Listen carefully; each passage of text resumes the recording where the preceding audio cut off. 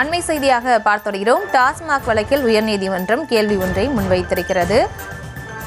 Cinema தயாரிப்பாளர் ஆகாஷ் பாஸ்கரன், தொழிலதிபர் விக்ரம் ரவீந்திரன் தொடர்பான இடி ரெய்டு தொடர்பாக உயர்நீதிமன்றம் கேள்வி எழுப்பியிருக்கிறது. அந்த அண்மை செய்தியை பார்த்து வருகிறோம்.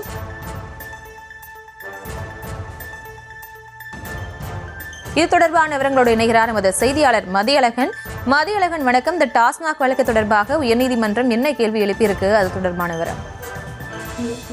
1000 கோடி ரூபாய் டாஸ்மாகில் முறைகேடு தொடர்பாக திரைப்பட தயாரிப்பாளர் ஆகாஷ் பாஸ்கரன், தொழிலதிபர் விக்ரம் ரவீந்திரன் ஆகியோர் வீடுகள் மற்றும் அலுவலகங்களில் அமலாக்கத்துறை சோதனை நடத்தியது. சோதனை முடிவில் விக்ரம் வீடுகள் மற்றும் அலுவலகத்திற்கு சீல் வைக்கப்பட்டது. இந்நிலையில் அமலாக்கத்துறை நடவடிக்கைகளுக்கு எதிராக ஆகாஷ் பாஸ்கரன் மற்றும் விக்ரம் ரவீந்திரன் ஆகியோர் சென்னை உயர்நீதிமன்றத்தில் மனு தாக்கல் செய்துள்ளனர். அதில் அமலாக்கத்துறை நடவடிக்கைக்கு தடை விதிக்க வேண்டும் எனவும் கீழே அகற்ற வேண்டும் எனவும் கோரிக்கை விடுக்கப்பட்டுள்ளது.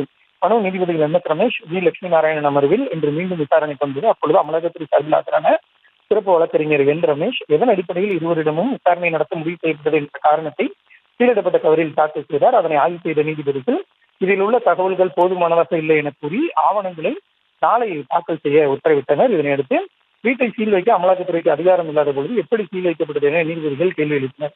இதற்கு பதிலளித்த அமலாக்கத்துறை தரப்பு வழக்கறிஞர், வீடு சீல் வைக்கப்படவில்லை என்றும் தங்களை தொடர்பு கொள்ளாமல் கதவை திறக்க வேண்டாம் என்று நோட்டீஸ் மட்டும் தான் ஒட்டப்பட்டதாக கூறினார்.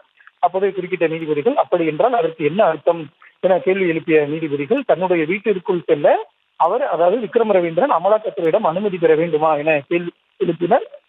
இதற்கு பதிலளித்த அமலாக்கத்துறை வழக்கறிஞர் அந்த நோட்டீஸை அகற்றி விடுவதாக கூறினார்.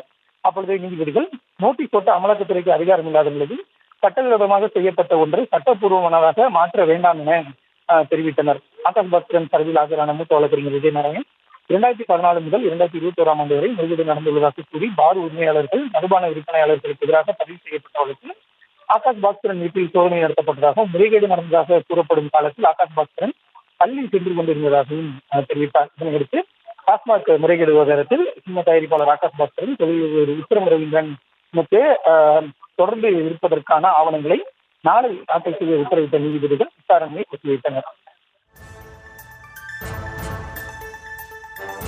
விவரங்களுக்கு நன்றி மதியழகன்.